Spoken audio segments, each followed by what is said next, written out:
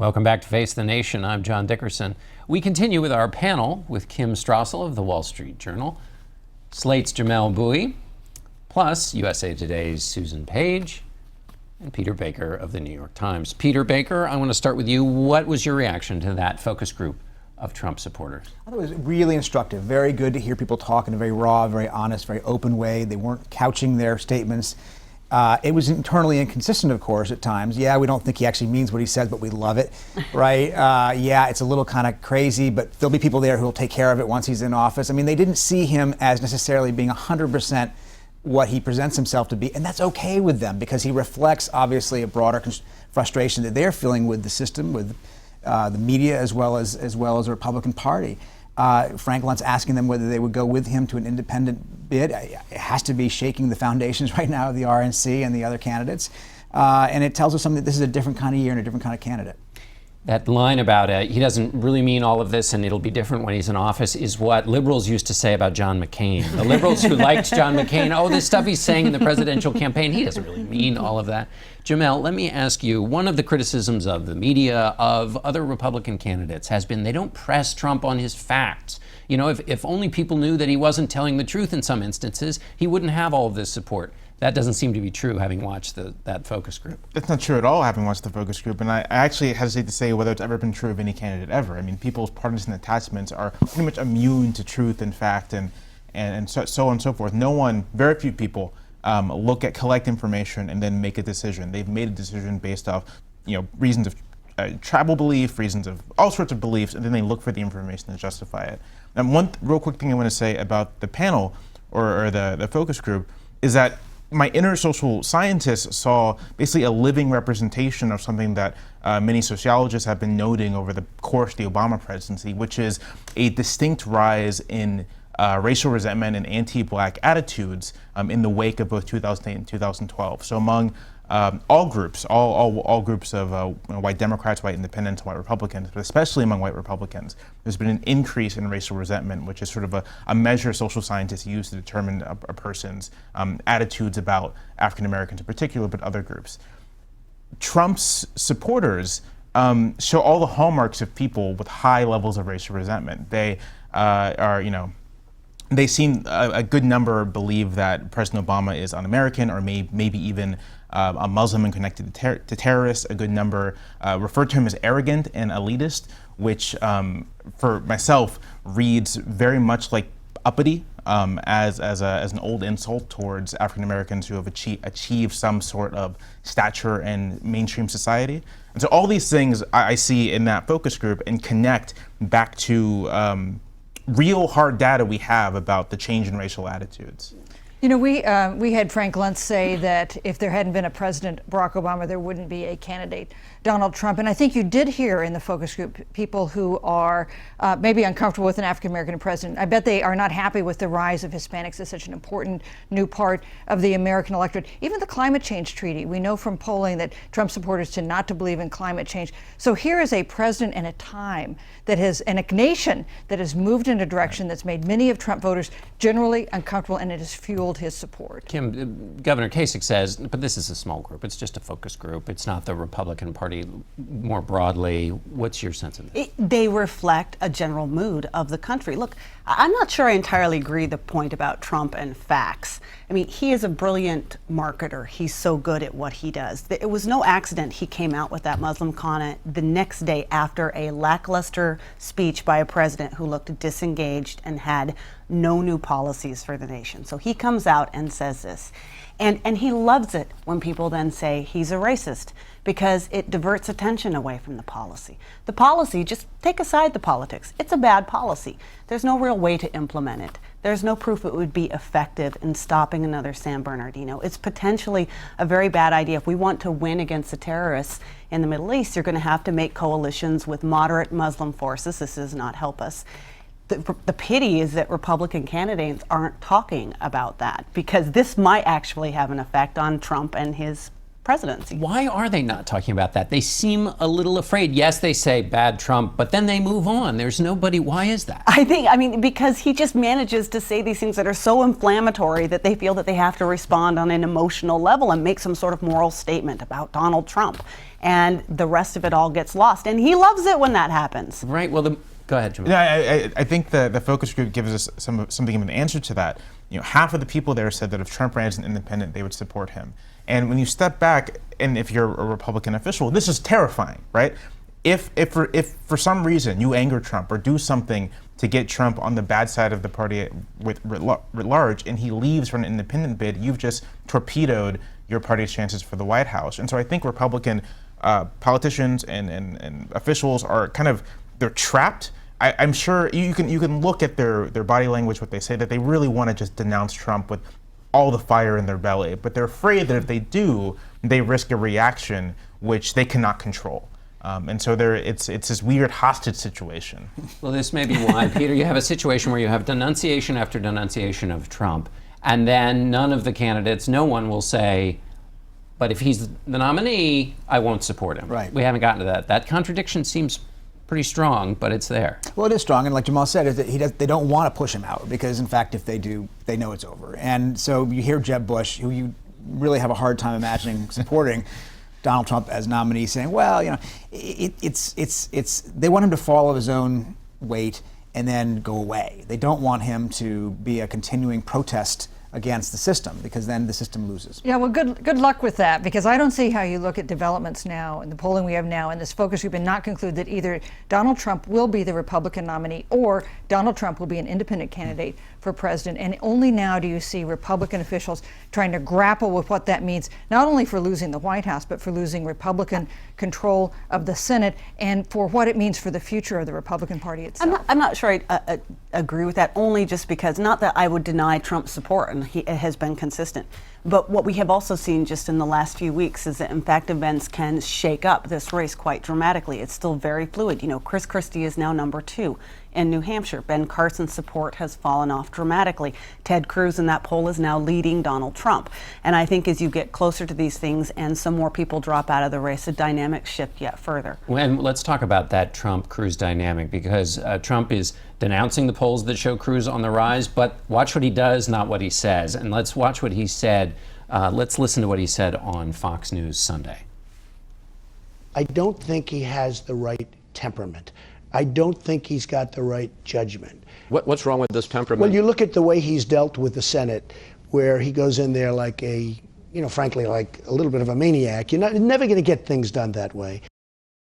So he's talking about Senator Ted Cruz there, Peter, and that suggests he feels a little heat from Senator Cruz, because Senator Cruz has not attacked Donald Trump, and Donald Trump says he's only a counterpuncher. Right. No, I mean, Kim was exactly right. Slipstream is a great way of putting the way Cruz has approached Trump so far. He's always said, even if you disagree with him, Donald is great. I don't have the same policy on this, but he's great.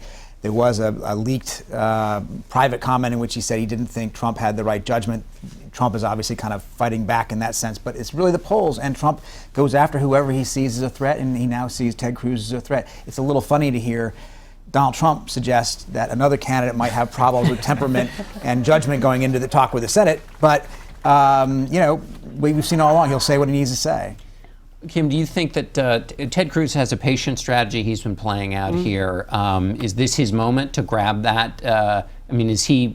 Give us your sense of the Cruz. He's doing very well. I also think he's got a couple of liabilities, which you saw this week. The fact that he felt compelled to give a national security and foreign policy speech. This goes to one of his clever strategies was way back he was going to get all those Rand Paul voters. There are fewer of them in the Republican electorate post-Paris and post-San Bernardino, and yet he is out there on questions of metadata and a little bit more restrained in terms of his foreign policy. There's a lot of Republican voters who want a very muscular foreign policy leader, and he felt compelled that he had to go in and kind of shore himself up on that in terms of a speech this week. You're going to see in this debate this week, I think a lot of Republicans who are eager to hit him on that. Chris Christie, Jeb Bush, Marco Rubio, and it'll be interesting to see how he does. Does Marco Rubio, Jamel, have to do something now? The conversation is now Cruz and Trump. A debate coming up. Marco Rubio has had good debates. He's tried to make something of this NSA vote or what he sees as Ted Cruz's lack of support for the metadata analysis by the NSA. What's your sense of Marco Rubio? I think Rubio should just continue doing what he's doing, right? He has a steady increase in the poll. He's been going up slowly, not as rapidly as Cruz in places like Iowa, but there's been a steady increase. He has given great debate performances. He seems to be on everyone's good side in the Republican Party. And so if I were Rubio, I don't think there's any more that you can do at this point other than watch to see what happens with the other candidates. And at a certain point, if Rubio can't get over a hump, it may have nothing to do with Rubio and everything to do with the structure of the Republican primary right now. I will say that there is concern that Rubio is not running as good of a ground game as he could be running. Comments made by Republican officials in Iowa and New Hampshire suggest that Rubio is not spending much time there, and comments from the Rubio campaign suggests that he doesn't think he needs to spend that much time there. And so that to me, if there's anything concerning about Rubio's bid, that to me is it. That I think, I feel like I'm a bit old-fashioned in this regard. I think that in order to win these states, you really do have to invest time and energy and people there. And the Rubio campaign seems to differ. The Cruz campaign, notably, very much believes that you have to invest time and effort and people into winning these states. Yeah, the idea being that maybe the election is now nationalized and you don't have to do what you used to have to do. Let's not leave without talking, Susan, about a brokered convention, which was usually something we only talk about in our fantasies as political reporters, but now there was some coverage of it this week. What's your thoughts on the idea of a brokered Republican convention? First of all, I would like to vote in favor of this because how much fun would that be to cover? Not a Republican brokered convention since 1948. It's been a really long time, not in our lifetimes. But I think you could see how it would happen. It would happen with Trump voters going with Trump, evangelical voters going with Ted Cruz. I think Ben Carson's days are over. Who is the establishment Republican candidate? Can that be Rubio? Can establishment Republicans unite behind one candidate that could stand up to the force that is Ted Cruz and Donald Trump? And if you have a three-way split like that, that is the recipe for a brokered convention. And the idea of a brokered convention is nobody has the delegates when they get there, and therefore it has to be managed in the moment in Cleveland. You have a second ballot. If a candidate doesn't win on the first ballot, you have a second ballot. And then those people who were elected, delegates elected in primaries, are no longer required to vote for whoever won their primary. So, but they are under all these complicated rules that go state by state in terms of what you were allowed to do. It's very complicated. It opens up the doors, though, to the kind of politicking that we haven't seen in quite some time. Backroom politicking. Final question to you, Kim. This was seen by certain candidates in the race as an attempt by the establishment to tinker with the process. Is that really what this was? No, I think from what I understand, some members of the RNC sat down and they were having a discussion about what would happen if this were the case. But people get very, very touchy about stuff like this. I think we got a long way to go before we get to a brokered convention. We've got 14 candidates going into Iowa, but let's see how many actually come out of Iowa on the other end. And this could actually winnow down pretty quick. Yeah, a good idea to let the voters actually vote before you decide how you're going to work on a way to take their vote away from them. All right, we'll be back in a moment.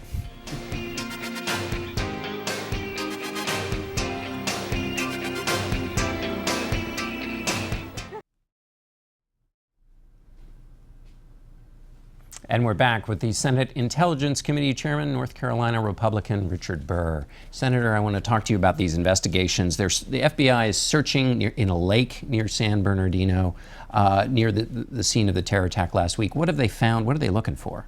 Well, we're looking for anything that would give us a clue of the digital footprint of these two individuals, who they talked to, where they went. John, they were gone between the attack and the time law enforcement engaged them.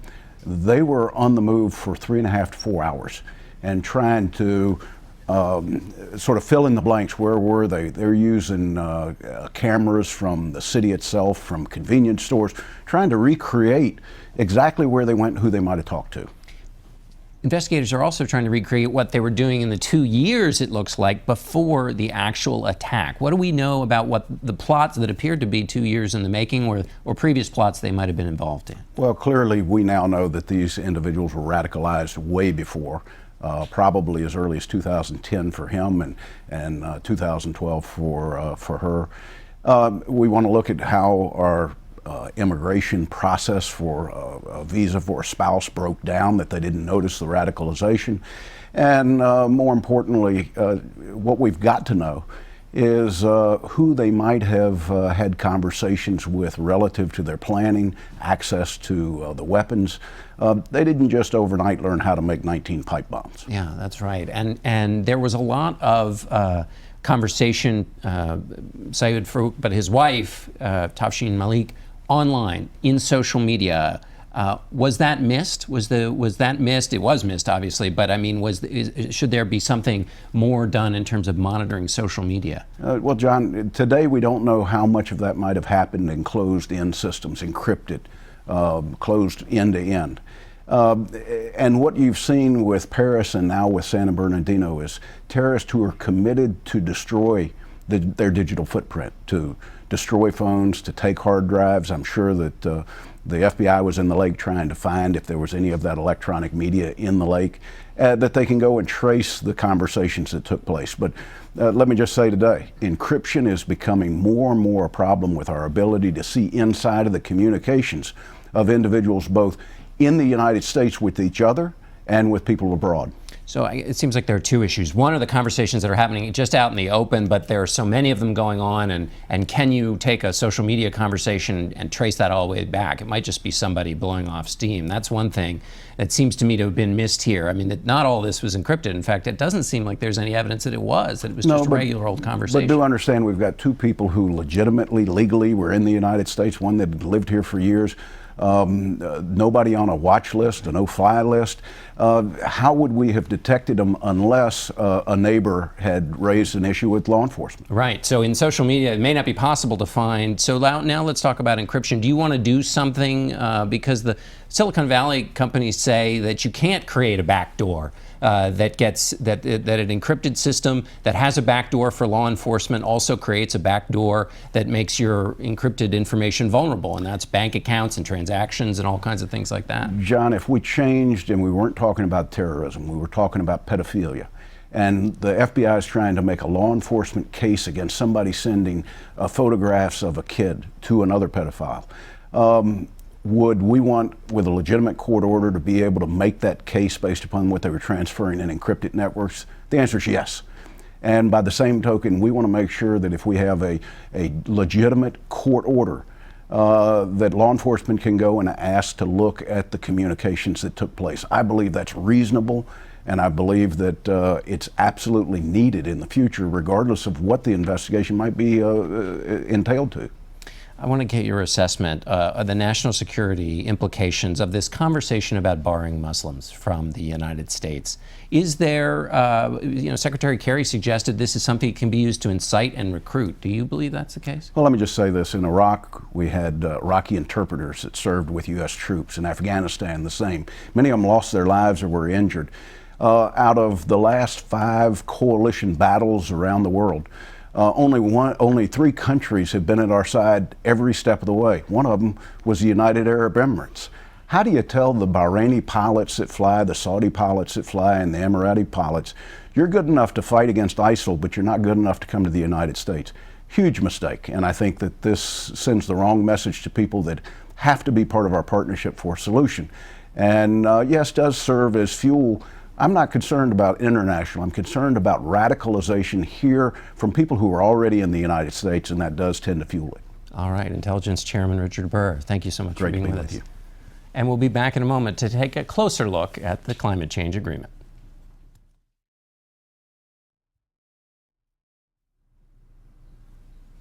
Joining us now is Dr. Marshall Shepard, Weather Channel meteorologist and director of the University of Georgia's Atmospheric Sciences program.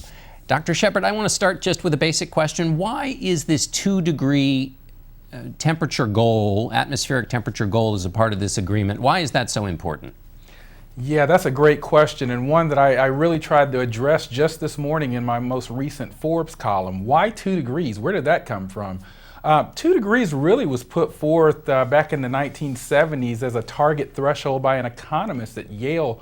But the scientific literature has then suggested that that is likely the tipping point for some of the irreversible changes in the climate system that we as scientists worry about, locking us in for sea level rise, changes in agricultural productivity, changes in warm season sea ice. We think that is the threshold for some of this irreversible change.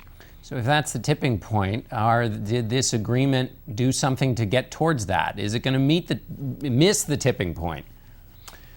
We think it gets us halfway there. It's a starting point. It was my birthday yesterday. When I heard about the agreement, I said, boy, what a great birthday present. It gets us halfway there, but one of the really interesting things, if you read through the details of this new agreement, it really, in 5 years out, it requires countries to be more aggressive about some of their targets as we move forward, and that's very important for us.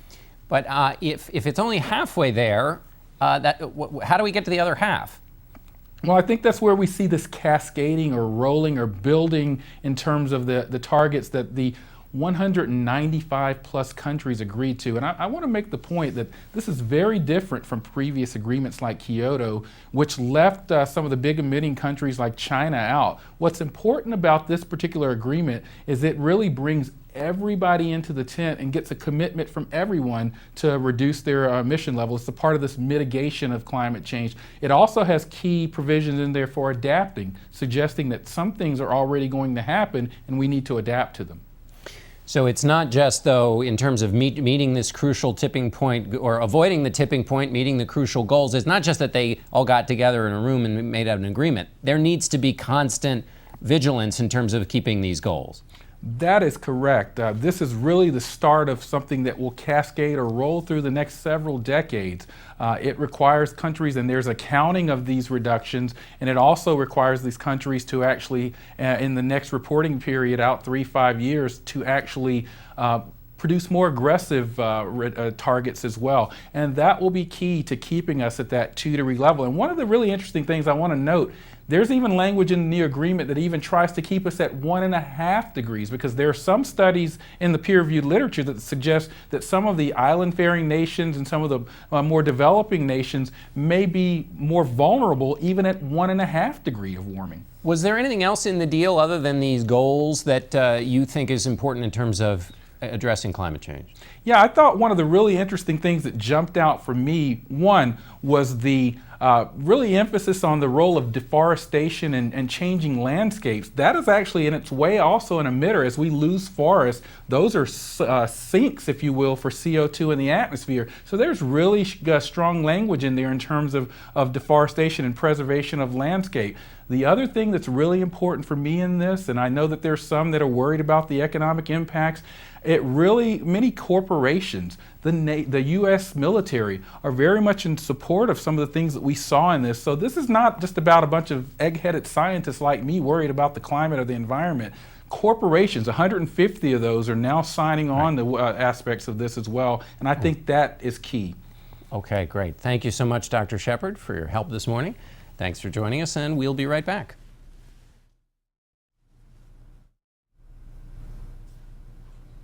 That's it for us today. Thanks for watching. Until next week, for Face the Nation, I'm John Dickerson.